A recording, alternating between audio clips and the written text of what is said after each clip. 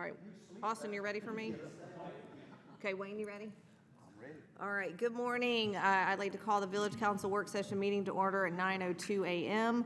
I need a motion to allow remote participation. I believe we only have Mayor Polino on the line. So if somebody can make that motion. So moved. Further discussion, all in favor? Aye.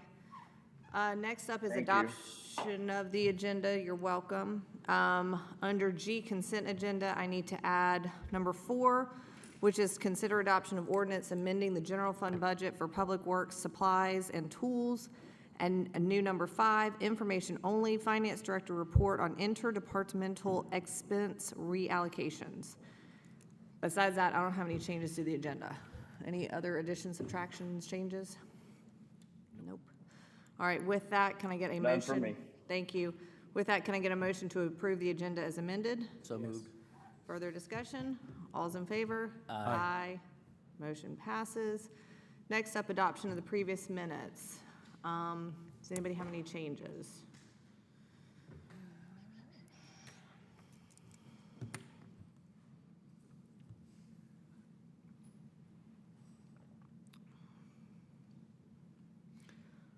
All right, hearing no changes, I need a motion to approve the minutes from 6/10/24 as presented.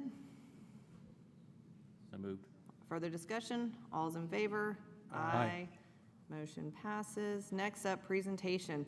Presentation of pavement condition survey of Marvin and NC DOT owned roads by AMT Engineering. Davey, come on down. Good morning. Good morning, everyone. So as you know, the village contracted with AMT Engineering to perform a pavement condition survey for the roads in Marvin. It is recommended that these surveys take place about every 5 years. The village has been working from a previous PCS that was provided by AMT, which did help us. It served as a guide for maintenance such as crack sealing and fog sealing, which does extend the life of asphalt. So joining us today, I would like to introduce Michael Lopez and Chip Spate. They will be providing information on the newly finished pavement condition survey for our roadways. So I will turn it over to them now.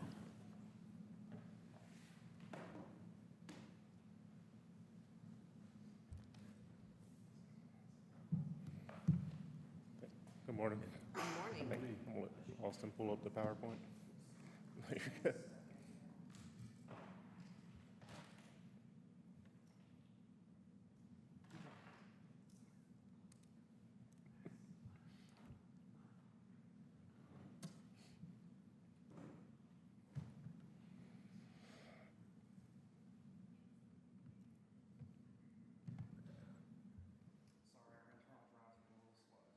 No, you're good.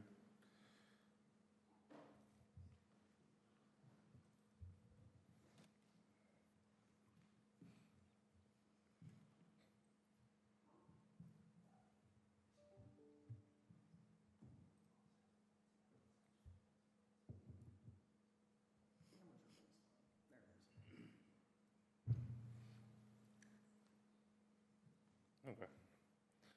So we're here to present the pavement condition survey for this year that we've done, and Chip here's the main guy that came up with all of this.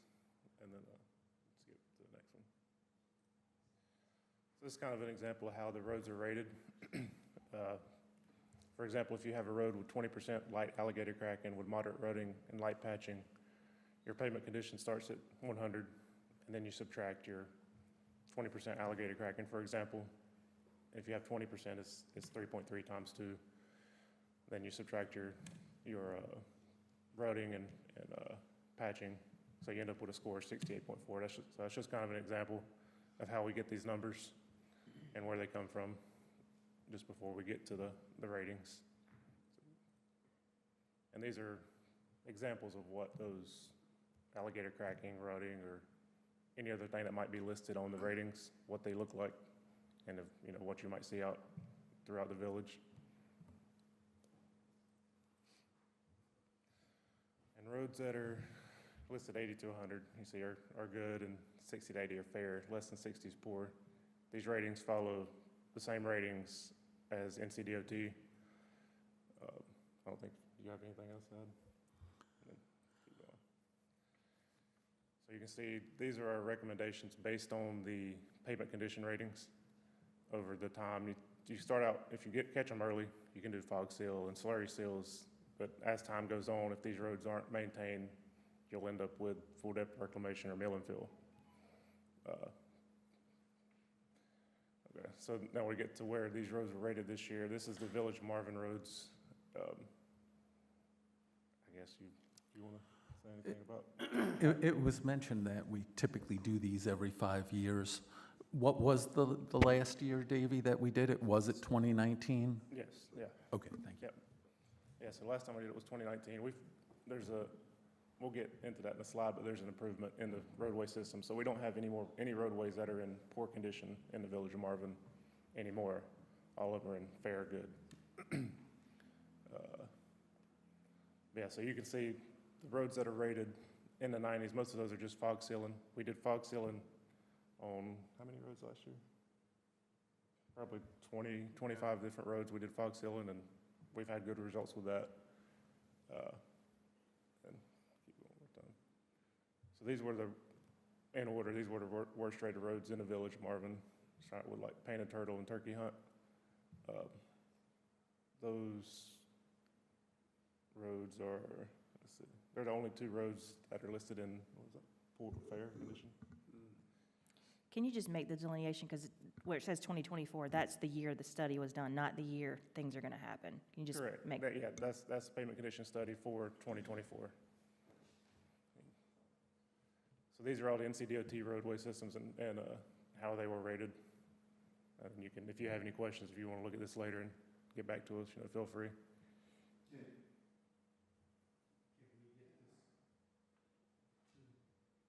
Can we go and just give it to Austin and so we can get a hold of it? Oh, okay. I submitted the PDF that you can Okay. read a lot better to Davey. Okay. And these are the remaining DOT roads. So these are, well, just clarify, it says private roads on here, but these are roads that are currently in construction by developers that are going to be turned over to the Village of Marvin at a later date, but we just wanted to include them. So we had them for the next pavement condition study. These are in Broadmoor and Marvin Estates of Marvin? No, Marvin Branch, sorry. Christina, one question about that. So these are new development roads that'll be coming to Marvin. Are there any new developments that do have roads that go to the state, or is the state still taking a position they don't take on any subdivision roads anymore? I can't speak for the state in terms of their stance, but they would not take these over according to what I've been advised here recently. We would do very similar to what we've done in the past. I think our most recent one was Bell Grove, where the developer will create a petition, we'll have a resolution to present to you all, you'll consider it to adopt it and allow those roads to be taken under our system, and then our PAL bill dollars would slightly increase for the additional mileage. You might can speak more to the state stance if you know. Good. Okay, so you can see from our last 2019 survey that 7.3% of roads in Village of Marvin were rated as poor, and this year we have 0% rated as poor. We have a higher increase of fair because I think some of the roads probably from the good slid back below that threshold. And but overall, the roads in Marvin are pretty decent. Skip to the next slide. And this is just a snip of a program that we put together. I'm gonna give the login and all that information to Davey, so it's more interactive. You can go in on each individual road, click on it, and pull up all the data and what was used to get the rating of each of those roads. And the ones in, let's see, how is it? The ones in green are? The ones in the red dash is NCDOT roads. The blue dash Or Marvin. are Marvin's. Okay, yeah. And this is a pie chart of what the general recommendations are as a whole. So you can see most of the roadways in Marvin are need crack sealing and fog sealing, and what's the other one? And just crack sealing. So most of the maintenance is pretty pretty easy, straightforward, nothing too severe. And that's the end of our PowerPoint. I don't know if you have any questions. Just, I know we've heard numbers before where fog sealing and crack sealing extends the life of a road, but even as you do that, I'm sure there's diminishing returns depending on how many times you do that. Is there a number that you have that you can really only fog and crack seal so many times? When you crack sealing, I put crack sealing down for a lot of the roads. Now, majority of the roads, you need at least a quarter-inch crack for the sealant to get in. So anything that, you'll see some that I don't have crack sealing on, that the cracks are small, so I felt like the fog seal would take care of that. If the crack seal is properly put down, I mean, it can, 10, 15 years. Oh, before okay. it deteriorates. The fog seal is something relatively new that we're starting to do across the state. You know, as far as the life on it, can't really tell you, you know, it's gonna, you know, deteriorate over years, fade out a little bit. It'll keep so whenever you fog seal a road, it'll bring the rating up a little bit, but it'll keep that rating steady or at a lower diminishing rate than other roads. May I ask a question? Yes. Regarding the fog sealing, if you're saying that it could potentially go as long as 10 years, should we have a more aggressive fog sealing preventative maintenance program that you would recommend, or is it already in place, what we have, acceptable?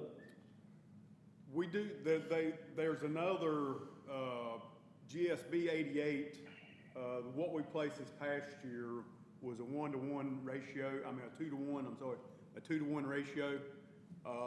After putting it down and talking to the, reps, for the company, they recommended a 1-to-1. It's the 1-to-1 is the same thing they put on airport runways. So it's more of a, I'm not gonna say stronger, but it's gonna last longer, but it's gonna cost more. But they recommended, cause the rep was out here when we was doing the fog last year. And so that was his recommendation going forward. Now, till we see the numbers, you know, we wouldn't be able to do as many roads if we keep the same amount of money. Yeah, what's the- Mr. Mayor, if I may add, one of the strategies you all had recommended to have as a part of the strategy moving forward with the pavement condition survey was to do this survey, and we would start taking over a portion of NCDOT roads with the same amount of money, so that basically reduced the dollars that we would put into the preventative side. We still haven't yet determined what that strategy is exactly going to be. We need to have that conversation. We wanted to do this study and then let you guys see the cost and figure out how much we want to, how much dollars we want to put into preventative, how much we want to put into taking over new roads. So we'll continue to have that conversation. You guys can make a recommendation from a council standpoint of how much you want to put into preventative and how much you want to put into taking over new roads. But so far to date, our strategy has been very aggressive on the preventative side, but as you're wanting to take over more NCDOT roads, we're going to have to change that strategy slightly. Okay, so I have a question on Okay. on the mix. Okay, so you said that the company that makes the fog seal recommends a 1-to-1 ratio versus a 2-to-1 that you've used. As far as longevity versus cost effectiveness, what can you kind of explain that? I mean, I know you said it's more expensive for the 1-to-1, obviously, because you're using more, but how much longer does it? That's something I'd have to get with the company. You know, like I said, fog sealing is relatively new. Right. Probably in the last 5 years, the state has started using it. Now the state is required, if we do a chip seal in a subdivision, legislation has mandated that it has to be fog sealed. Okay. It's a stone retention, rejuvenator. But when you get to the 1-to-1, you know, Imagine that the company would probably have some pretty good stats if they're using it on runways like this, because that's gonna get beat up more than anything else. And they presented, and we may be able to get some slides, I think, because they were showing some applications of it on the runways, and it's got, I reckon, more meat to it, to say. Okay. But it is more expensive. Yeah, well, I mean, it's like anything, right? You pay for quality. So, but I would like to get that kind of, as we figure out our budget and what we can spend, what makes the most sense, what we're gonna get our best bang for our buck, if you will, so. I mean, because, your water is your biggest enemy. Right. And the fog seal and the crack seal will prevent water from going into your asphalt. Okay. For clarification, when we say 1-to-1 or 2-to-1, are we talking about a mixture of oil and, Oil, emulsion, and water. okay. Yeah. So we currently might be doing 2 parts water, 1 part emulsion, and this would be 1-to-1. So Gotcha. it'd be a more thicker mixture to say when we spray it, Yeah, the fog sealing we did last fall was a 2-to-1. 2-to-1. Yeah, thank you.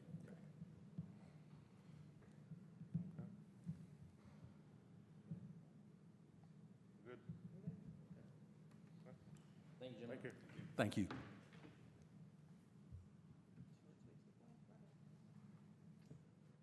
All right, thank you very much. Next up, reports and updates. Christina, manager's report. I don't have anything. You don't have anything? No update? Strap? I don't have a strap update yet. We will hopefully have that, I'm sorry, did I itemize this out? Yes. We'll have that this afternoon. I don't have an update. Okay. Sorry. No, that's okay. Clerk and communications report, Austin. Okay. 3 things. First, you have your monthly communications list for July, so take a look at that and let me know if there's anything obvious that I've missed or anything you'd like to add for the month. Pretty normal stuff. We're going to start advertising National Night Out. We're still advertising the stargazing event. And then you just have your normal meeting schedules, holidays, and closures. So just let me know if there's anything you want to add to that list. Okay. That's good. Next up is Board of Adjustment update. Now that the MDO has passed, one of the recommendations from Rick and the folks at InFocus was that our Board of Adjustment and Planning Board have the same members. Most of the board is currently vacant. We decided to wait to appoint people to those positions until the MDO had passed. So in the coming weeks, we're going to bring to y'all a list of planning board members to start putting into those positions to even out that membership, and we'll also be recommending to revise the terms to match the pattern that's outlined in the MDO. So new members and changing the pattern of appointments for both planning board and Board of Adjustment to be consistent with the ordinance. And it's okay if planning board's on Board of Adjustments? Yes, that's recommended. That way Thank you, Austin. that way we're training one set of people to work on land use issues. Got it, okay. So that will be coming up. You have 2 existing Board of Adjustment members that will be able to serve out the rest of their term until March 1st of next year. Do we want non-planning board members on there? You can't remove them, to my understanding. Board of Adjustment members are only removed with cause. So the 2 current members are able to serve out the remainder of their term until March 1st of next year unless they choose to step down. But then at that point, do we want to let their term expire and then put planning board members on? Once their term expires, you would fill the vacancies with the planning board members. We just want, so it's basically planning board, Board of Adjustments, design board, design review board. Okay, but it used to be, okay, so, okay. So are we saying we're required to have planning board members? So let's say a Board of Adjustment member that serves for some period Come of on time down, Hunter, join the conversation. was interested in remaining on, or Yeah, that's my being question. considered. That's what I want to know. It is considered best practice to have the same membership on both boards. Since when? I don't know, I did this in my previous job for, Rick's been I know Yeah. I know that there are other municipalities that are combining the 2 of them. it's hard to fill those boards is one of the issues, and it's also that planning board is active. They meet regularly, where Board of Adjustments has not met, in almost 2 years at this point. But Why in, have a Board of Adjustments? You're required. we're required to. So it's easy for planning board us just basically to combine the boards, planning board. They still are 2 separate boards So they act business-wise as two separate boards. Your membership of the board is just the same. Specifically, the Board of Adjustment is because they oversee any quasi-judicial proceedings that have to be. Yeah, but I don't know that I love that. So do we have to do it? It's considered. I best know, practice. consider, but do we have to? That's a yes and a no. It's No, but- it's not a requirement, but it is now in the MDO. That's how our Correct. ordinance is written. So yes, essentially it is a requirement for the village because of the way our ordinance is written. It is not a statutory requirement. And I will say, that was something that Austin and I have been discussing even prior to the MDO. Because we had 4 or 5 lap seats on the Board of The Adjustments. issue that I have seen since my time on staff, the Board of Adjustment, before I came on staff, their last meeting was in 2015. They had a variance case for the first time in early 2021, and then like, I think 2 or 3 since then. But we kept having the situation where it would be time for a variance case. Either members on the board had expired, or everybody was so rusty, we'd have to set up training again. It's a bit of an administrative headache to retrain folks every few years that meet so infrequently. Okay.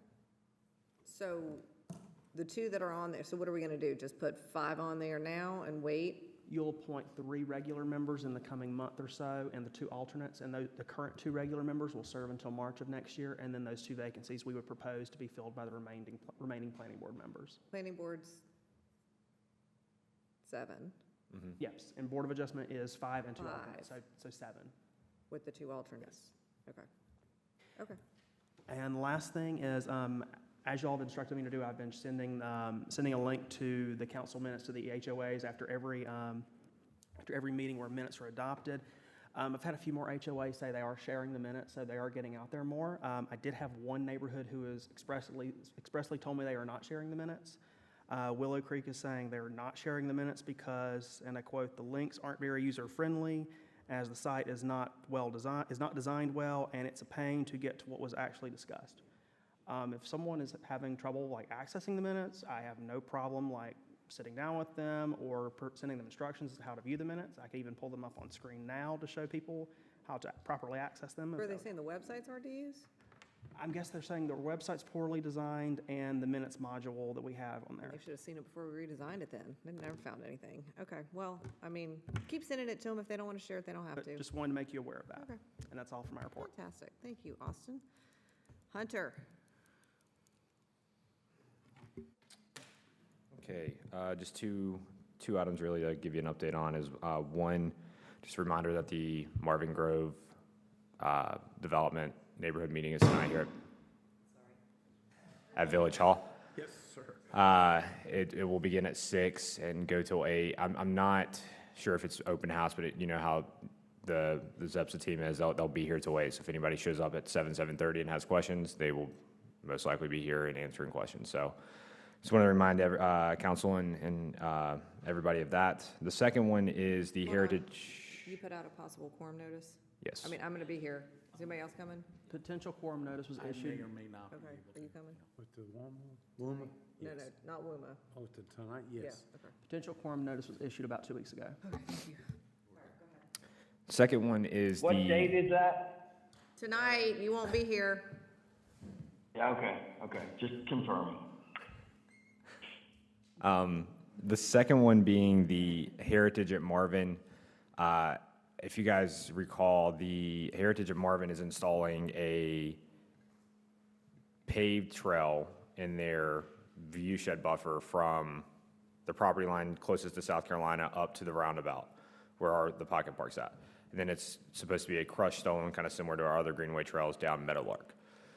They have asked to not install the crushed stone portion through Meadowlark and pay a fee in lieu. So I have gotten an estimate from them on that. So I want to that will be on your guys' agenda potentially or at the July meeting, July 9th, for acceptance of fee in lieu. I have also requested for them to potentially install the portion of the estates at Marvin Branch Trail, since they gave that easement. So that's 2 things that we'd be looking at. Just wanted to put that on your radar. Regardless, that whatever decision is made, I will have that update for you guys at the July 9th meeting. Why do they not want to do it? One is some of the vegetation, I mean, like the buffer, as well as, I believe, some of the Meadowlark residents, even though it doesn't, it ties right back into the cul-de-sac at the end of the development, at the end of the Heritage at Marvin development. I believe, I guess, some of the Meadowlark residents have voiced their opinion against it, so they have asked if they could just pay a fee in lieu. It's going to be your decision, because you guys would have to accept the fee in lieu.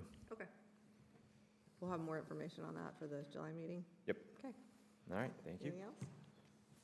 Thank you, Hunter. Event planning, Tyler.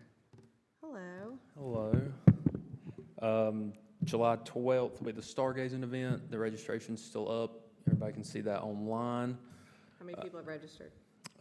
We have a big group right now of 4 people registered, but still a bunch of time, still plenty of time. So we'll take as many as we can in, first try at it. Can we up the advertising on that? Let's do that. So that'll happen July 12th. National Night Out will be August 6th. I put a calendar invite to all y'all if y'all are available and want to come out. It'll be the same deal. Kind of, we'll be grilling hot dogs and we'll have the DJ and bounce houses and all the special units will be out there. So that'll be a fun evening. Putting this on y'all's radar for the end of August, looking at like an August 16th. I mean, been having some conversations with Union County Parks and Rec over there at Cane Creek about getting a group of Marvin kids putting a sign up out and kind of having a lake day, like an archery, paddleboard, and kayaking day where we would go over to Cane Creek Park and have that. But me and the guy over there at Union County Parks and Rec are still having that conversation about how that would go, but just putting that on y'all's radar for potentially August 16th. And then after that, September 21st, kind of a ways away, but we'll be hosting a cornhole tournament at Eford Park. So September 21st. Mm-hmm. That's all I got.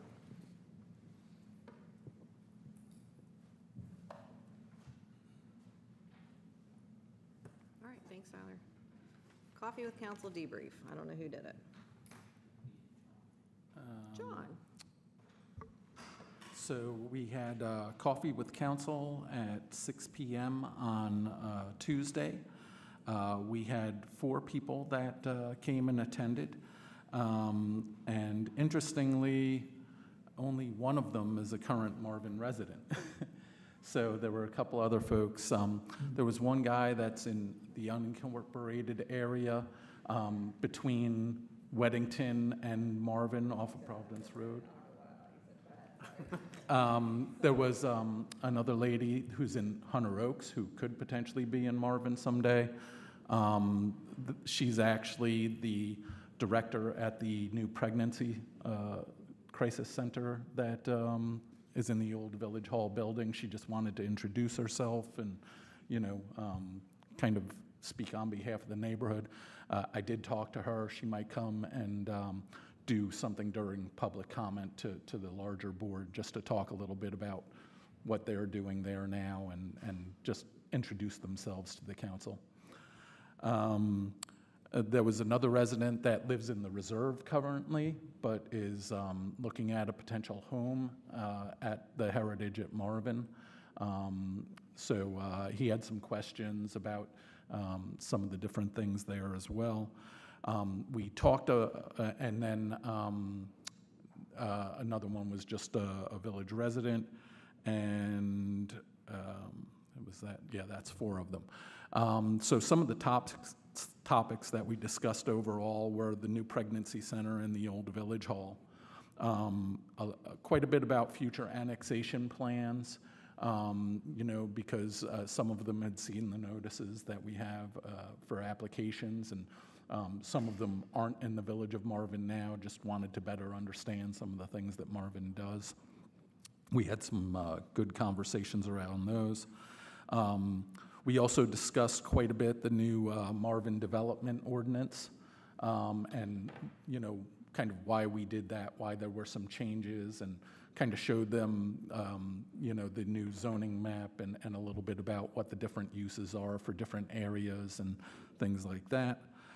We talked about taxes, you know, the recent tax increase, what those things would be really kind of geared toward.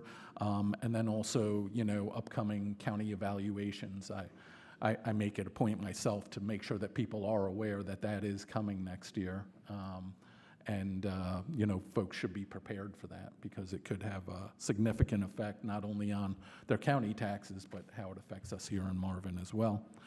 And then we also talked a bit about the Heritage District specifically. We actually had to have it in here because Marsh was in the small conference room. They were very interested when I said, well, yeah, we're having a meeting about public information meeting this Thursday at 6 p.m. To discuss essentially what's kind of the model in the back there, along with some of the new changes that I think have been proposed for the old general store there as well that might be kind of brought into that. So those were mainly the topics that we discussed, and it was a good conversation. All right, very good. Anybody got any questions for John? Okay, very good. Thank you, John. Next up, consent agenda. I need a motion to approve the consent agenda as amended. So moved. Further discussion? All in favor? Aye. Motion, any opposed? Motion passes. All right, unfinished business. First up, Marvin Loop Trail Stormwater Study Update. Davey? Hello again. Hello. Okay, so over the last several months, we've had some discussions or brought some information to you about two areas along the Marvin Loop Trail that during heavy rainstorms, that causes ponding situations where it kind of floods the area and holds water, and the water stays there for sometimes weeks at a time, depending on how much rain follows that initial rain. But due to that, we had contracted with AMT Engineering to do a stormwater study on a portion of the walking trail, two areas specifically. The first area is between the Marvin Elementary School and Joe Kerr Road. There's a stretch along there that ponds up quite frequently. And then another stretch along Joe Kerr Road that between Autumn Blossom Lane and Grove's Edge Lane. We wanted to present or have this study completed and presented to you at today's meeting. And so it was kind of a condensed timeline for them to work on it, and they put a lot of time and effort into it and was able to get us the preliminary report this week for this meeting. Since we received the report this week, staff hasn't had an opportunity to really delve into it, get a good understanding of it, and meet with AMT Engineering to put together a good plan of how we're going to address both issues in the report. So at this time, I think number 2 item is discussing the maintenance of the trail. I would ask that we table this until a future meeting so that it gives me an opportunity to sit down with our engineer, and come up with a good plan on addressing these two areas. Okay. Yeah, I mean, if you guys don't have any sort of recommendation yet, then let's. The preliminary report was added into your agenda packet, and it's pretty, it's pretty in-depth, so Okay. we want to take a good, long look at it.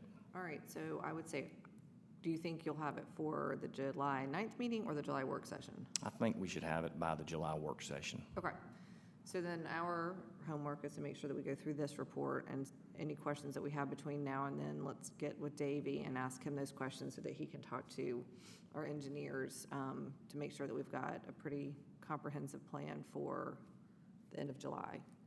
That sound good?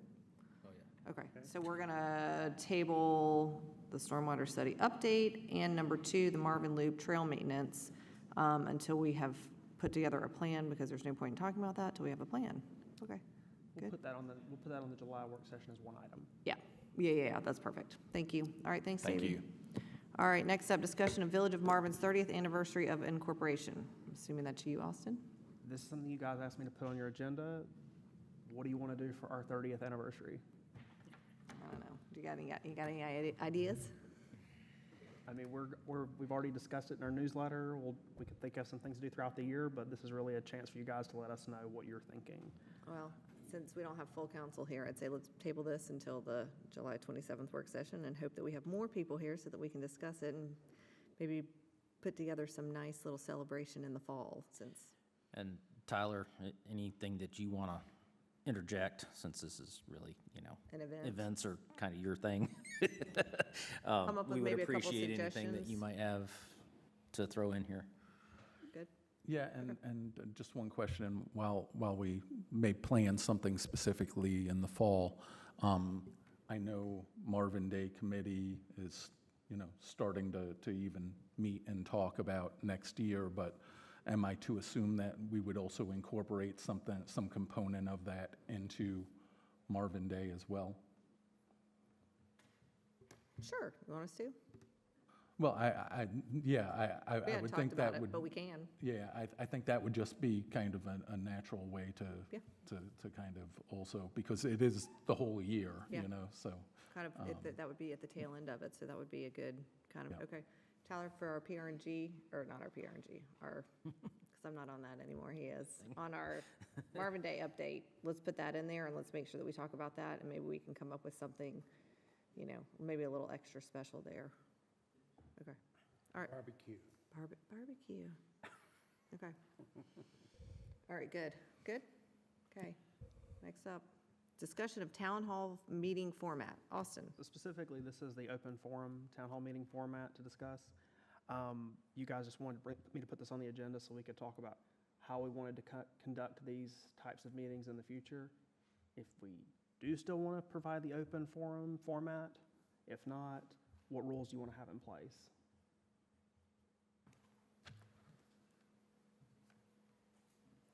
Time limits? Yeah, One question per person?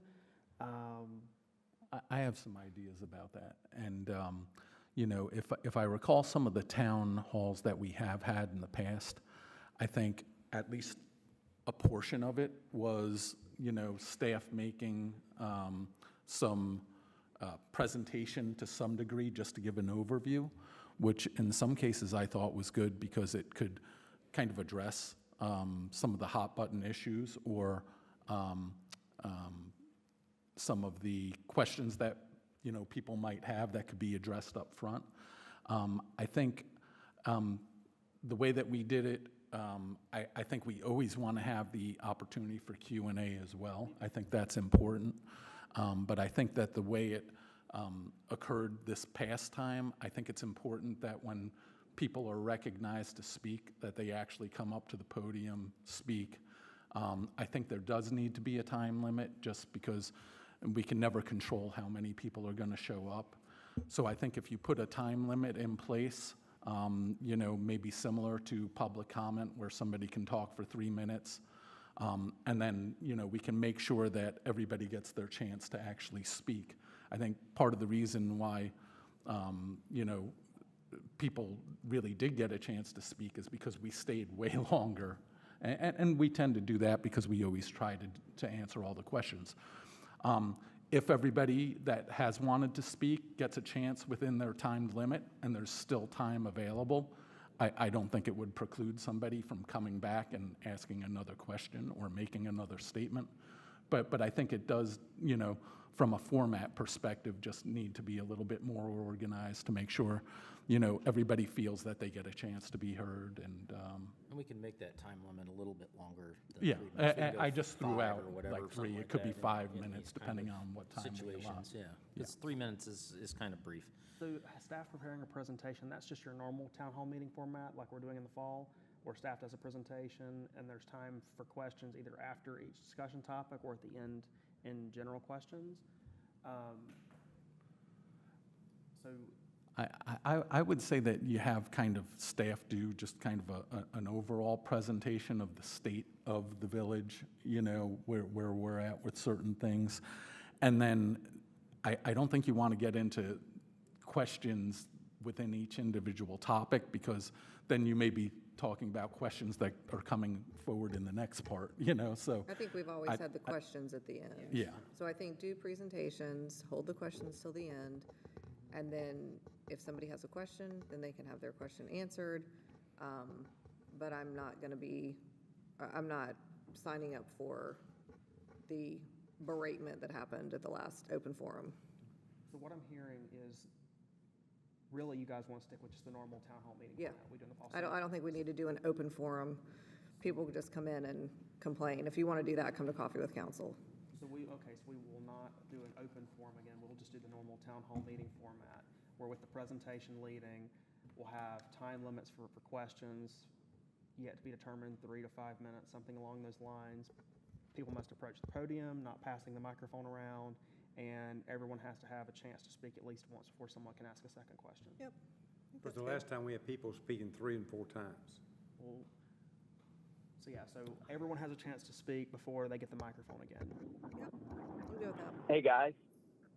Hey, Joe. Yeah, Joe. There he is again. Who Hey, I kind of like what John was saying, if, we do some sort of presentation. However, add to that, maybe we ask ahead of time of questions that are really like, let's find out what are the big issues right now, and we'll get those questions, and we tailor that presentation from staff or State of the Union, whatever, based on what the questions are and what people are really concerned about, that type of thing. But then go in back to what we do, but maybe take questions and answers after that. But I think it would be more productive. I don't want to see what happened last time, and with people extending their time and our time, quite frankly, and it just becomes a session where people are complaining and stuff. But if we had, questions ahead of time, we tailor the presentation and then open it up for Q&A. I'd like maybe something like that. But, where they come up to the podium too. They don't just yell it from their seat. Yes. Yeah, I agree think with that. that's a good idea, Joe. Yeah, I think, once we start advertising for the open, for the town hall, we can ask for questions to be emailed to Austin. We can do that. Or set up We used to do that. We did that with the first two or three town hall meetings we did. We asked people to send in questions ahead of time, And nobody really did. and no one did it. Ask- We can just- still just ask. ask We can still again. ask, yeah. Just ask, and then if they send them in, then great, and hopefully we can get their questions answered, and if they don't send them in, then we'll still have a presentation of kind of the state of the village, and then they can ask questions at the end. Okay, so we will plan on you implementing these rules for the fall town hall meeting. That'll be Do on. we have a date for that? We do. It's on set to, I believe, October 1st. Sure do. But we are scrapping the open forum Yep. format. Okay. All right, good. Have you sent that invite out, Austin? That's been in, that was sent out probably 2 months ago. So yeah, it should already be in your calendars. Okay. Okay, anybody have anything else for that? All right, moving on, new business, discussion of Village Hall Park Design Working Group. Tyler?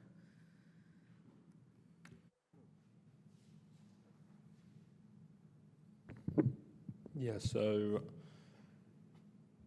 pretty much this will just be a working group working on the design phase for the new Village Hall Park as it goes into construction. Staff is asking that we can recruit certain personnel. It'd be a lot like our athletic field working group, just to get some insight into simple things like benches versus swings versus plantings and stuff like that going on at the new, as construction begins over here. So, How many people do you How many you want? want? Yeah, that's, how many do we want? 5? 5? Sure. Sure. 5. 5. You want a council person to come to those, or no? Do we need? Yes. I'll volunteer for that. Yes, believe it or not, yes. Thank you, Andy. Okay. So granted. No, I'm just kidding. You guys good with that? Tyler, do we have a general idea of what we want to achieve, how much, what we want to put in there, or is this from scratch? No, we have a general idea. We have a general idea in the plan And we have that's what already, was approved through the grant that we there's got. certain Okay. There's certain The grants criteria that we things that have to yes. happen, Okay. but there's like certain parts of it we can Okay. have designed, you know. Past things with the general public, I think they should know that it was dictated by the grant that we got, what we need to do with it. Right, okay. Okay, just let them know, so. Everybody good with that? No issues? Okay. All right, go recruit your peoples. Andy's your man. Okay, next up, presentations. Floodplain Development and Management presented by Terry Fox, NFIP Planner, NC Department of Public Safety Division of Emergency Management. Terry, good morning. Thanks That's for a being mouthful, here. that Oh, title. turn your microphone on for me, Terry. button there. Ooh, right, There you go. yep. There you go. I'm pulling it up right now. Thank you. Can you hear me now? Yes. Good morning. I was asked to come speak on floodplain management and some regulations and rules and how it applies to the community, the state, and with FEMA. And my presentation should be coming up momentarily. It's about to pop up right now. Okay? There it goes. That's the whole presentation. Drag and drop. Park. There you go. Yeah, there you go. Go ahead and do the next slide. So I want you guys to have a better understanding of what the floodplain management rules and regulations are and how they apply. I would like to provide the participants, any outside partners or citizens that are here, with a perspective of how it all gets integrated, and then certainly provide a session for the council members to ask questions. There's about 15 or 20 slides, and then there's some questions that you guys can go. Next slide, please. So what we have to comply to, it's the Code of Federal Regulations. Each community in North Carolina, and I will say that all 100 counties participate, the Eastern Band of the Cherokee Indians participate, and of the 624 or so towns, about 607 do participate, including villages, municipalities, cities, or whatever. All of those comply with the Code of Federal Regulations, and then each community's ordinance that you have adopted, you have the state statutory authorizations that allow you to work that. So the 44 CFR, the 59 through 65 is where the code lies. The 60.3 area is basically the meat and potatoes of what we talk about. And then you have your local ordinance, and there are other state, federal, and local regulations that could apply depending on the type of development. Next slide, please. So who's responsible? Go ahead and click it. Who's responsible for administering and ensuring the program? The floodplain administrator of the local community. This is your ordinance. This is your situation, your program, and it's your being each community across the state of North Carolina that participates in the National Flood Insurance Program. The reason most communities get involved with the program is to provide their citizens, or the FEMA will provide their citizens, once you join, a subsidized flood insurance rate. And then in the event of a disaster, you guys will be able to get hazard mitigation, small business administration, individual and public assistance. So the local administrator, regulating the floodplain is a local responsibility. We can't stress that enough. Next slide, please. So the relationship between FEMA, North Carolina, and in your case, Marvin, FEMA owns the program. They provide that subsidized flood insurance and provide that funding after a declared disaster, hazard mitigation grant program, small business administration, individual and public assistance. They issue no permits. The state of North Carolina, we are a cooperating technical state with FEMA, means that we provide floodplain mapping, and it's done at FEMA's direction and control and funding through that 44 CFR, and it's in about the 65 area of that code that tells how we're going to do the mapping. Those are not secret. They're let public through the public registry, the federal registry. Your local people, the state knows about it, the state legislatures, the federal, everybody knows about this. It's open to the public, and the public would make comments as well. So we do that. We are allowed to do our own mapping, but again, we do it at their discretion. We go out and hire the engineers, hire the firms to go out and do the surveying and so forth, and then we get that, we vet it through the process, and it's a lengthy process. So it involves over a period of several years. Then we also provide general technical assistance. If, in your case, Hunter calls me and says, hey, I've got this situation, how do we get that? I have the luxury of having two counterparts, one in the central and one in the east, and I have 5 engineers on staff that I can get information from to provide you, him, the local community with that. We do community assistance visits or audits on the programs of all the players.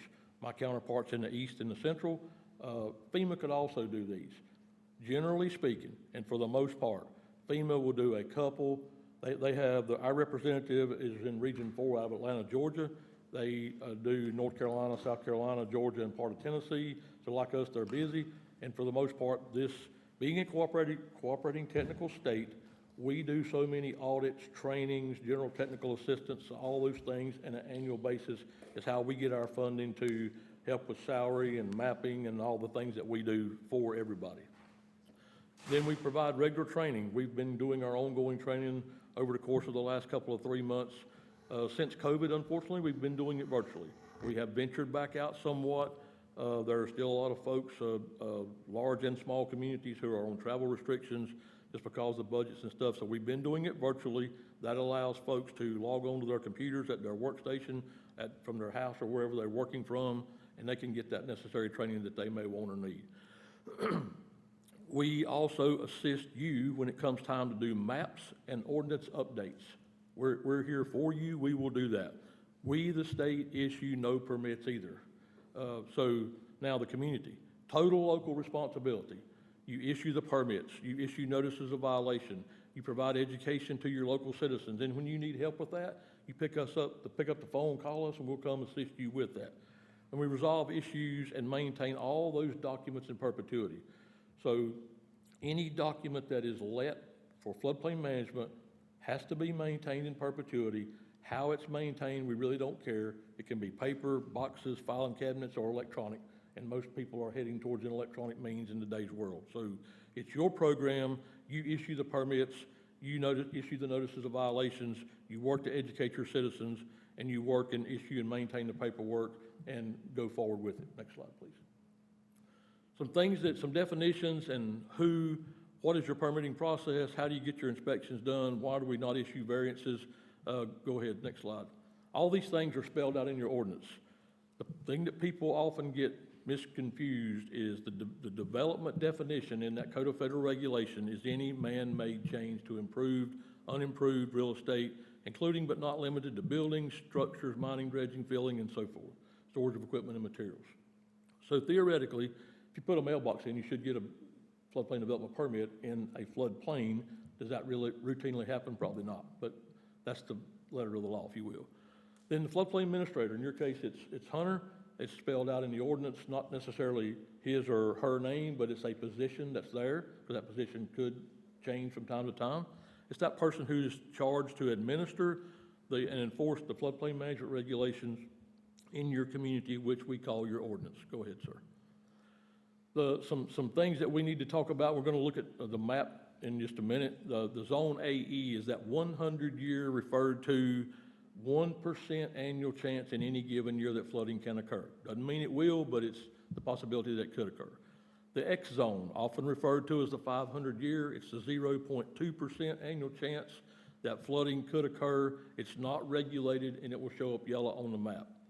The floodplain is that area that's susceptible to be inundated by water, and then the floodway is the channel of the river or other watercourse and the adjacent land that must be reserved in order to discharge the base flood without cumulatively increasing the water surface elevation more than a designated height, and it's the blue and white striped on the map. Let me say that there is often a big misconception between the floodplain, the floodway, and the particular zones. You know, development can occur in all, it's just the process that has to be done to make that development happen. Next slide, sir. Know your local ordinance, and you know, in talking with the staff here, we've gone through that, talked about it. We'll talk about it some more. Everybody had a big issue with 160D. What all of our communities across the state were being given by, you know, council of governments, by the North Carolina UNC, folks down there, was not necessarily true and intact. We take the Code of Federal Regulations, we put together a model ordinance that any of our communities can adopt. It does meet the intent of the code, the federal regulation.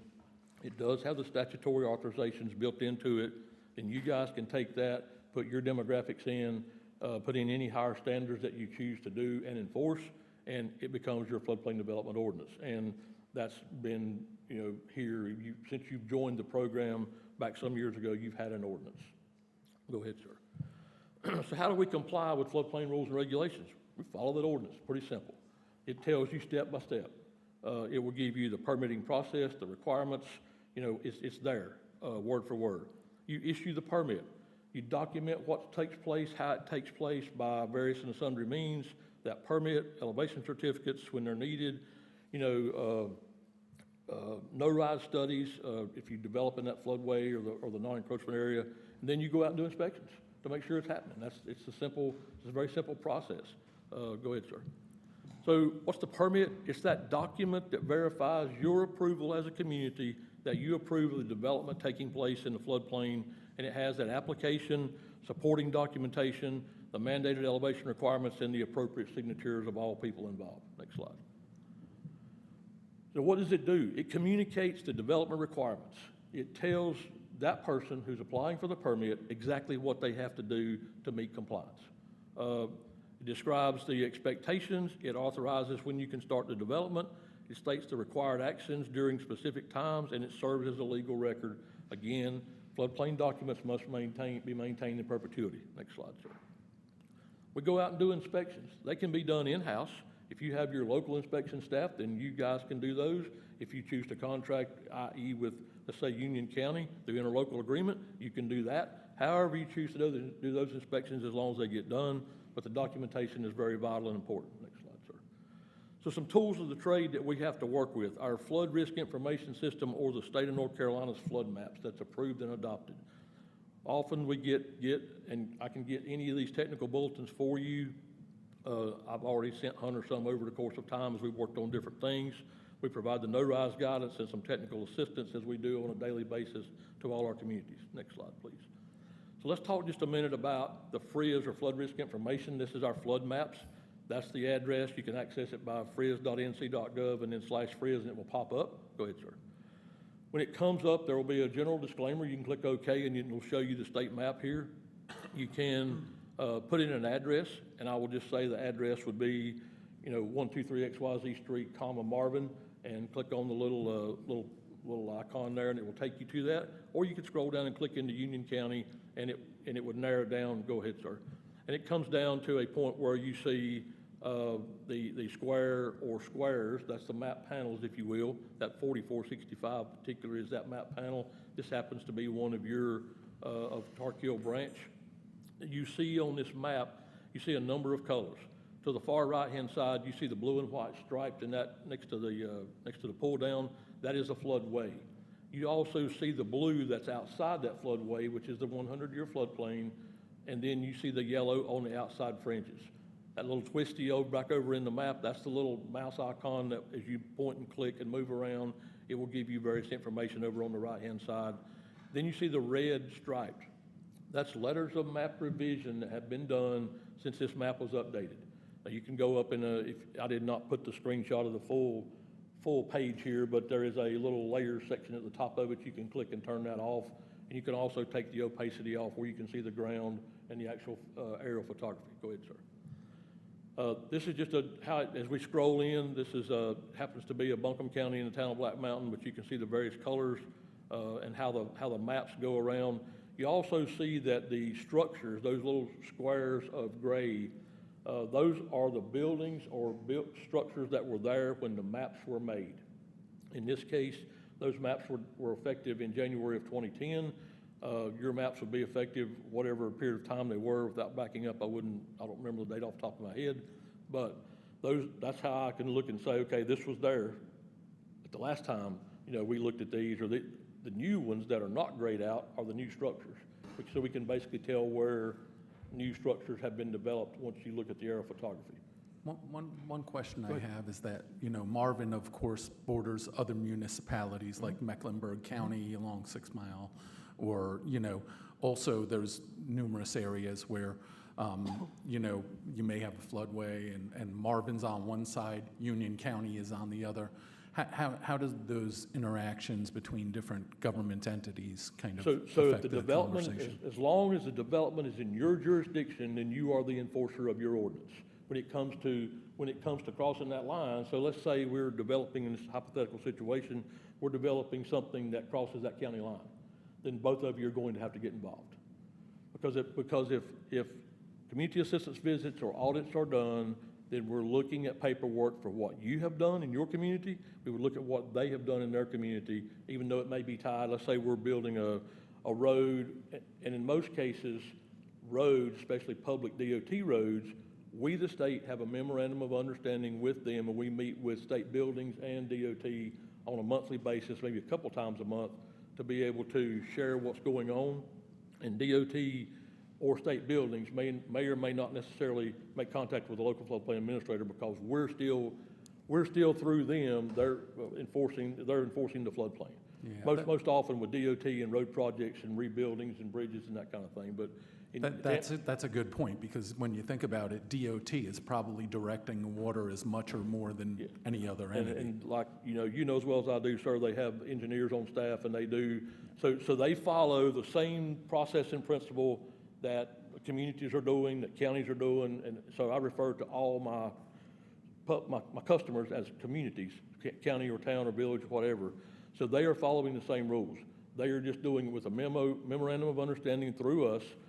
They have engineers, we have engineers. It's a back and forth looking, and the documents get issued, the process happens, the building or development gets done, and the inspections get done, and they may, with state buildings or DOT, they may or may not make contact with the local floodplain administrator. But know for sure that's happening through us. There's been several big road projects. Seems like there's ongoing road development in this area. It's the same thing in the far west that we have worked with. We know, because the hunters of the communities will call me and say, hey, they're building a road project. I haven't talked to anybody. We got to issue some floodplain stuff. I make a phone call to my boss or send him an email. He goes over and talks to the guys, hey, yeah, we've got this, or this did come up at some point in one of those meetings, and it's being discussed. So it is handled. But back to your original question, if that development, I'll just throw, so we're building a subdivision, and at some point that subdivision happens to cross into that county, then Marvin, in your case, would honor your floodplain management regulations, and if it's Union County or if it's Mecklenburg, and there's border panels. You border, I'm sure, whatever your jurisdiction is, you may border Monroe or Marvin or whomever, so those would be worked out amongst the particular communities. Thank you. Next slide, please, sir. So in summary, following the local ordinance in the permitting process, inspect and document. Remember, the local community is in charge. Use your tools. That flood risk map system, I can get you technical bulletins. I can provide you, and if I don't know all the answers, but I can get them for you, and we'll give you whatever you need to do your job adequately. Next slide, sir. So some questions that we get clarification, kind of like a frequently asked question. When do I need a floodplain development? Straight out of the Code of Federal Regulations, anytime we're doing anything in a special flood hazard area, you need a permit. Like I said, technically speaking, if somebody knocks over my mailbox and I'm in a special flood hazard area and I got to put a new post in, technically speaking, I would need a permit. Does it happen? No. You understand that? I mean, because if somebody knocks it over on Friday night, I'm going to Lowe's Saturday morning, get me a new post, I'm going to put it back in so the mail can deliver Saturday afternoon. That's what's going to happen. Is it a mistake on anybody's part? No, you probably never know about it. The floodplain administrator probably never knows about it, nor do we ever know about it. But when you start building stuff, buildings, roads, what have you, then it's obvious. So next slide. How is the floodway different from the floodplain? That floodplain is that land that's susceptible to being inundated by water or subject to the flooding. The floodway specifically is that channel of the river or other water course and the adjacent areas that are reserved. How do these get determined? By engineering.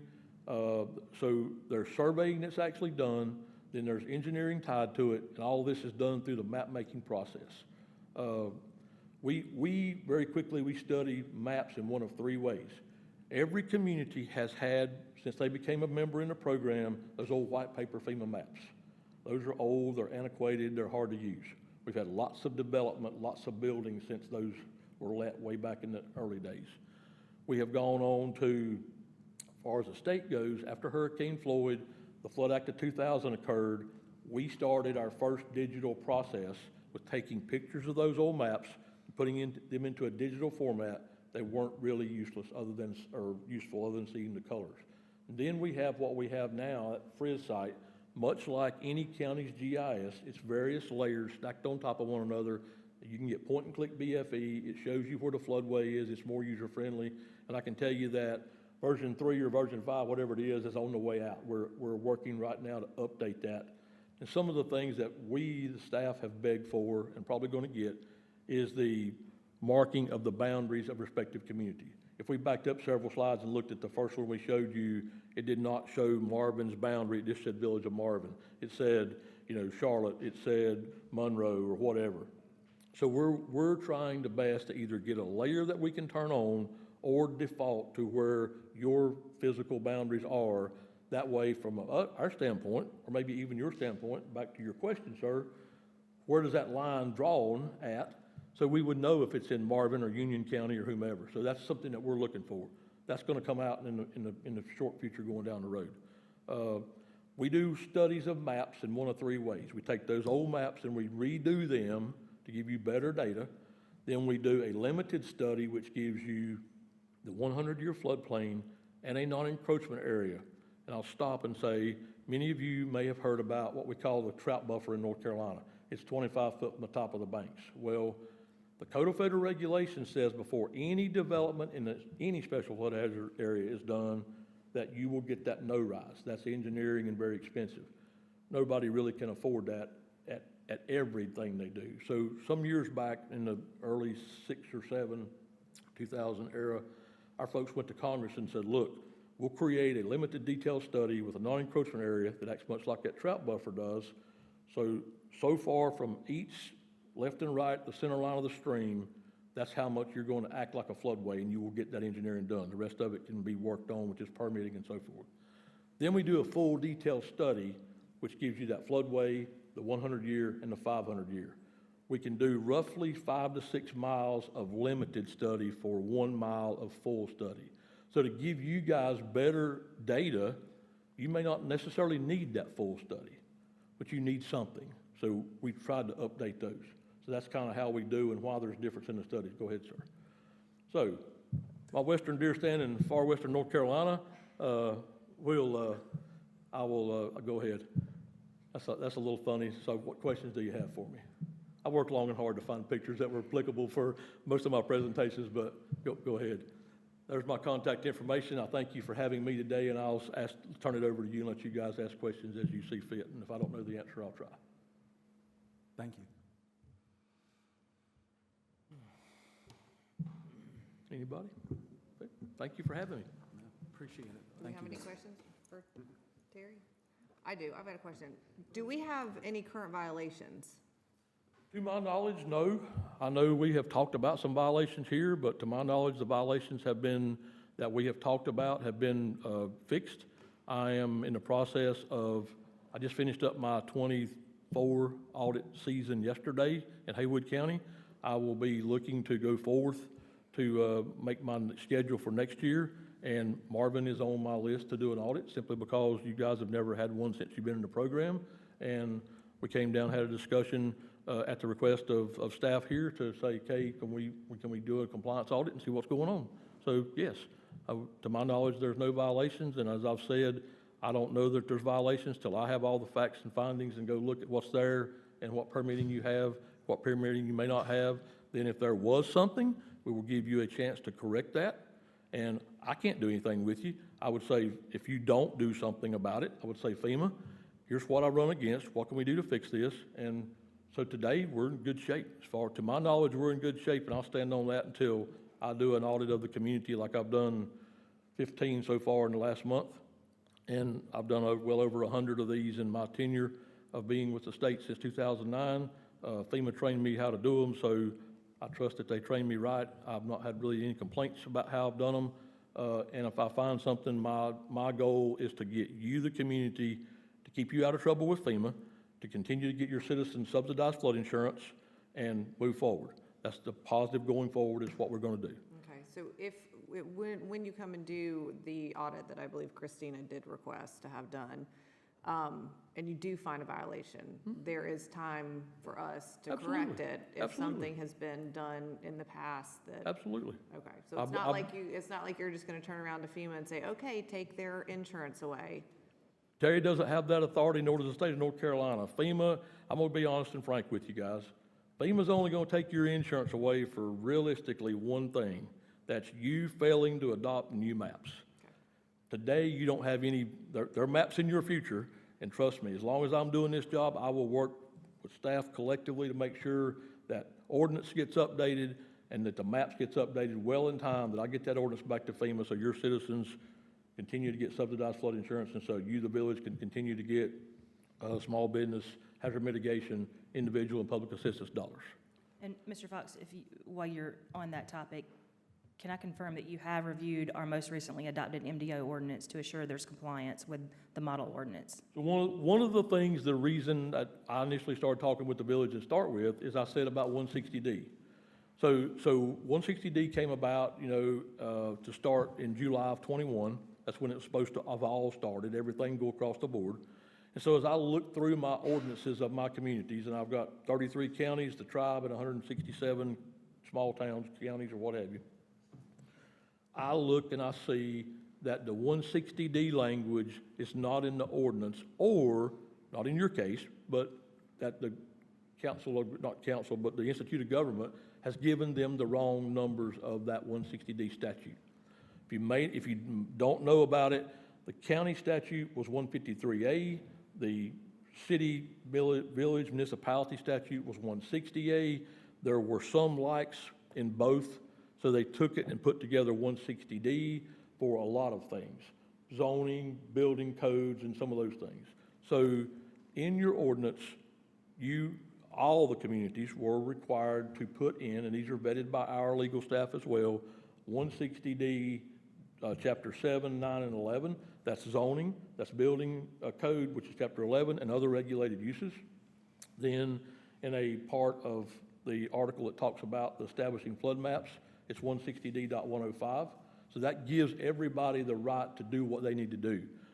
What the councils of government in some places and the Institute were telling them was they weren't putting enough stuff in the ordinance to be able to do what you had been doing. So I looked and I found, hey, we need to update this to 160D, started making contact. We went through the review process. Your ordinance is now compliant.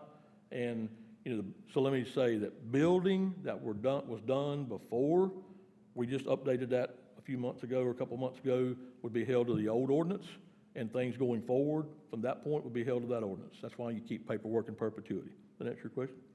So today, as far as I'm concerned, you guys are good to go. We are going to work towards that audit. I don't have any idea when, sometime between July 1 and June 30th, 2024 and 25. All right, can you say that last part again? So before we just updated the MDO, any buildings would be, So your ordinance was compliant when it was adopted before we started the most recent review. Anything that was done prior to then would be held to that ordinance. Anything that's done after that point would be held going forward. As far as the general rules and regulations of floodplain management, that didn't change. The changes were the 160D pieces. There was a lot of updates to the definitions. In the old ordinance era of most of my communities, the 2007 or 2008 model, if you will, we were referred to as Department of Public Safety, Crime Control and Public Safety. That went away at Governor Perdue's reign back in 2008, so it's now just public safety. Just changes, text amendments like that. And then the 160D updates, some changes to the definitions. There's a lot of village, in your case, can choose optional stuff, free board. So that's BFE, base flood elevation, plus additional height. There's an old saying in floodplain administration, you build it up or you build it outside. That's the way that your citizens can get subsidized flood insurance at a better rate. And so I'll stop and say, up until a couple of years ago, and most of you will probably remember Hurricane Sandy that went up the East Coast and batted on New Jersey pretty hard. That wiped a lot of the funds out of the federal program. So they looked at how they were doing things, and in 2012, there was a Bigot Waters program that came out about flood insurance. That didn't go really anywhere. It did, but it wasn't really solvent. So now there's something called RISC 2.0. So we used to be able to give you a fairly good idea of what your flood insurance was going to cost you on your residence or your business or whatever. Not anymore. It's done based on risk. So if you choose to live by the flood, I use my mountain communities. If you choose to live up on the mountain and there's no flood except the river 300 feet below you, your flood insurance is based on that risk versus if you choose to live on the lake and the water's 50 feet from you, or on a river or stream. So, you know, that's from a flood insurance standpoint. So the bottom line is the Risk 2.0 came out and it's made the insurance more level and fair, applicable to people who actually are using it or need to use it. They're the ones paying for it versus everybody else. You good? Any other questions? I have a couple Go more ahead, ma'am. questions, sir, if you don't mind. So I'm gonna be real honest here. A lot of the questions that we have for you and the reason that we brought you in here today was primarily in relation to some issues that we've had transpire at the Marvin Creek Connector Trail.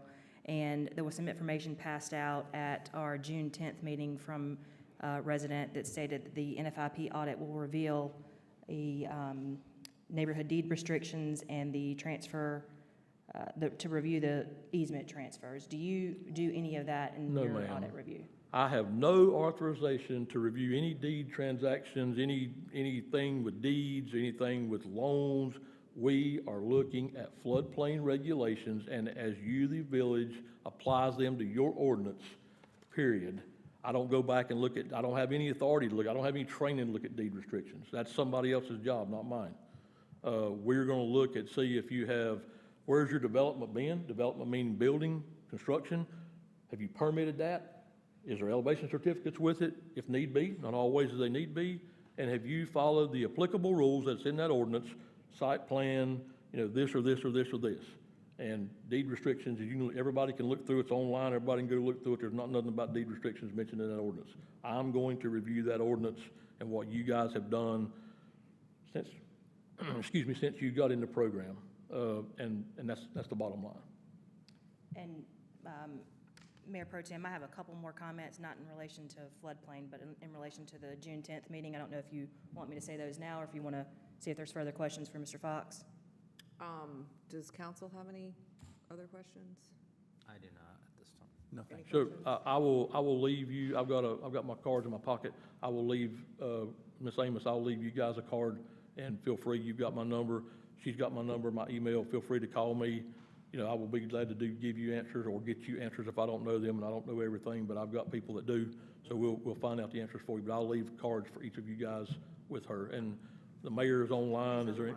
Yeah, I would like to, if it's okay with council, I would like to open it up to anybody in the audience to get clarification on any questions that they may have, if that's okay with council. That's fine with me. I'm okay with that.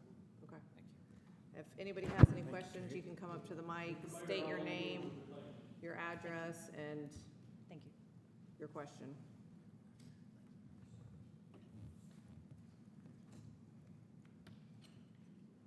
Thank you for that. I really do appreciate you for giving that time. Lauren Thomas, 3025 Groves Edge Lane. One of the questions I have is about the square, the maps, where we have a limit of study in our community, where this new reroute site for the Marvin Creek Connector Trail is, and there's a limit of study that enters into a new square that you were showing up, is like number 4455. So on this line, where this It's line n- stops, that's the end of the study right there. So, and yet there is still a floodway, a blue Wait a line. minute, there's no blue on there. The Not on study this. stops. Yeah, the study. Okay. But yet, if you were to look at the USGS topographic I'm map, gonna look at these because these are Okay. officially adopted maps by the state of North Carolina, Okay. approved by FEMA. Okay. That study stops as far as we're concerned, is where it stops. okay, for FEMA, The USGS line, then that's between them and somebody else. okay. The other question I have is, any violations that were to come out is in the 6 Mile Creek watershed. And so I know this isn't your jurisdiction or your, as far as a FEMA perspective, but from a U.S. Fish and Wildlife perspective, if a floodplain violation has occurred and it has degraded the habitat of the critical endangered species Carolina hill splitter, would that be something that would also be of concern? Not something you look at? I'm not looking at violations of fish, Okay. wildlife, and hatchery. Sure. I'm looking at floodplain violations as far as it relates to your ordinance. I'm not looking at Army Corps violations. Yeah. I'm not looking at fish and hatchery. I'm not looking at anything else other than what's in your ordinance and what should be held accountable to from the day you became in the program until we do the audit and move forward. Okay, so then if there is any sort of floodplain violations that have occurred, then that's something that they should also look into, is the other layers of regulations that come with that geography. Say that again? Any floodplain violation that may have occurred in Marvin Creek Connector, Tullamore Trail, Preserve Trail, Village Hall Trail, Amber Meadows Trail, that might be development that's unpermitted in a floodway. If that's not been permitted, then that it shows that that's a floodplain violation. I will look at violations based on what building has, or I will look at the process based on what development has been done, development being any man-made change. Yeah. And we will look at the process as outlined in the ordinance. I'm sorry, site sorry. plan, what have you, and whatever comes forth with that, then that's where we'll look at it. If there is a violation found, as Mayor Pro Tem asked a while ago, there will be time to correct that if something is found, and we'll move forward. I don't know what her ordinance says off the top of my head, but if there's violations found, the 180 days is generally back to the property owner or whatever that the community would give. We will give them a reasonable time to correct whatever is corrected, and I won't stand here today and say I'm going to give them 180 days or 290 days. We will go from that point when we do the audit. Okay, and it would be a feasible amount of time. Absolutely, they'll have time to correct anything that we find. Thank you. Does anybody else have any questions? Nope. All right. Terry, thank you so much for coming in today. We really Thank you, Tara. appreciate it. Thank you. All right, next up is open to, Mr. Mayor, oh, I'm sorry. Mayor Pro Tem, if you I'm don't. sorry. if you don't- Thank you. I had a couple more comments, if you don't mind. On June 10th, there was also some information passed out from a concerned resident, Ms. Thomas, I'm sorry, actually, in reference to a DWQ reference number 040379. It was shown in the meeting and passed out after the meeting and even to her HOA respective representatives here, that deed notifications on properties within 50 feet of all streams and ponds were required as a part of any development that takes place in that general area. I will state that that document has been researched. That is an expired permit that was issued on April 19th of 2004. So just want to make people that are interested in this topic aware of that situation. That has been communicated to both the HOA, DEQ, and I believe maybe they have sent something over to Ms. Thomas. Wanted to make you aware of another couple of things that I noticed after the June 10th meeting in relation to some emails that transpired between respective residents and their HOA. There's been a meeting requested with Mr. Fox and other state representatives with the NFIP program. The HOA of the Marvin Creek HOA has requested presence at that meeting, and residents have declined their HOA presence at this meeting. So just so you are aware and their HOA is aware. Okay, that's great. I stand corrected. I'm glad to see that you all are invited now. The other thing I wanted to mention is there was an email that was transpired around that time that stated that the village has applied for a stream rehabilitation grant in reference to, Ms. Thomas actually referenced that this is to correct unpermitted trails back into compliance and remediate floodplain damage that's already caused, and we should not give the village a gold star, though I'm sure they're expecting high praise from the public. I was very disheartened to see this information pushed out into the community because staff worked very hard on preparing this grant. Ms. Barbara here in the audience also helped as well. We communicated with several residents in the community, not just Marvin Creek, but neighborhoods of Canterfield Creek, Tullamore, Wyndham Hall, Bridle Path. There's been several subdivisions. We literally stopped everything we were doing to apply for this grant. And it has nothing to do with relation to this trail whatsoever. They're two very distinct issues.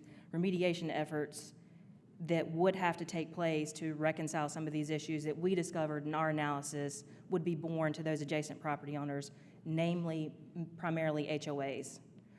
If we found issues that were primarily natural related, down trees that caused blockages from just storm debris passing through, dammed beavers, beaver nests that hadn't been reconciled, those types of things, nothing in relation to trails whatsoever.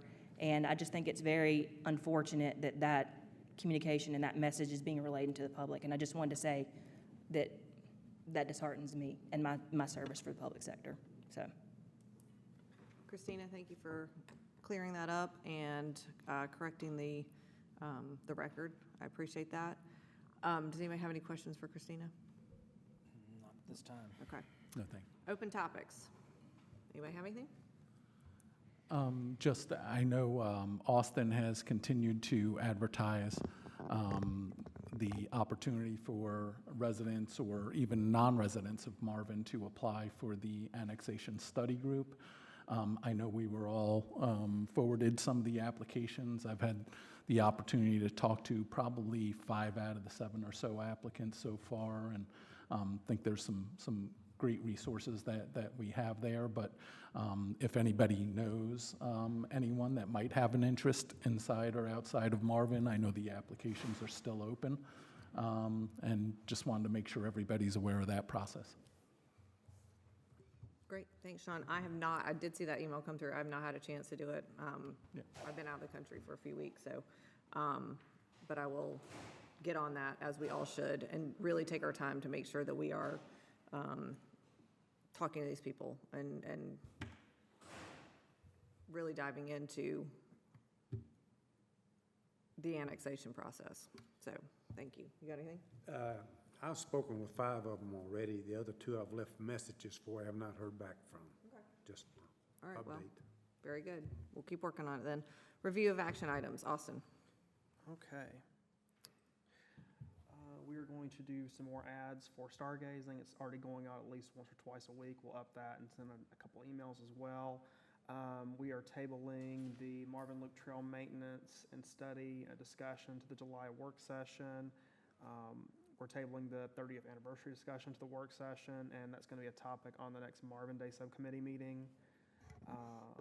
We have your feedback on rules for the fall town hall meeting. We're scrapping the open forum format. Time limit no longer than 3 to 5 minutes.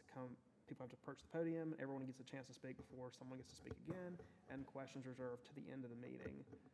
And we're going to advertise asking for questions before the meeting happens. And Tyler and myself are going to work on recruiting people for this work group for the Village Hall Park design, excuse me. Fantastic. And we, as council, are going to review the stormwater survey, and we are going to call people who have applied for the annexation group. Christina, do you have anything? I don't. Okay. Next up, review of the Mayor Pro Kim list, or that would be my, what is it called? Your micromanagement list? My micromanagement list, that's right. Thank you for I'm that. opening that now.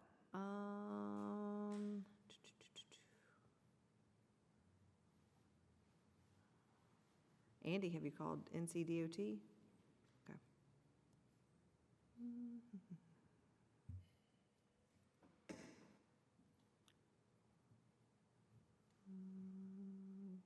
I was going to ask Davey how the bamboo removal's going. Okay, I'm good. I don't have anything. Council comments, John? Just as we go through the summer, I want to make sure that residents and everybody knows the park has really been maintained to a great degree. I've actually had the opportunity to go by there a number of times lately, and we continue to see the usage of it, increase. I'm really heartened by the use that it's getting. I appreciate Tyler and Davey and the whole team that maintains it to really continue to do a great job. It really is kind of a showpiece, for Marvin, where, something that, years ago, we didn't have any assets. We rented, our space as a village hall, but now we've built some real valuable assets between this building here, the park, and just want to really thank everybody that goes towards maintaining it. Great, thank you. Okay. Can I piggyback off of that? I forgot to mention something. So we've partnered with a lot of parks in Union County, and we are doing July 1st to the 31st is National Parks and Recreation Month. So we've put out our passports there on the backside of Marvin, on the barn at Marvin Eford Park. And there's a hole puncher, and there'll be a whole list of parks that you can go to on there, and you go to every park, get your hole punch, turn it in, and Union County Parks and Rec is doing a raffle prize to the winner. So just for the record, everybody get outside and go to a park. I'm glad he did that because I saw that yesterday and it actually kind of triggered in my head, how successful things have been over there. But yeah, I appreciate him adding that. Do that? That was not on your communication list, but we No, have but the you material, should- but we have the materials for it, so we'll be going out. Okay, I was gonna say, let's make sure we have that so that people can Didn't know. they do that a couple of years ago? I feel like they did I something. feel like I do something, too. something And maybe along during those COVID, lines. it kind of Yeah, fell off maybe. and maybe it's Yeah. coming back. But that's Oh, a great cool. idea, and I'm I love glad that. that people are using the parks. Me too. Yes. Good. Andy? I'm good. Okay, Wayne? I'm good. Okay, I'm good too. All right, so I need a motion to recess into closed session pursuant to NCGS 143318.11A3 to consult with an attorney retained by the public body to preserve the attorney-client privilege. So moved. All in favor? Aye. Any opposed? Motion passes. We are in closed session. Thanks, guys. Thanks, Joe. Bye-bye.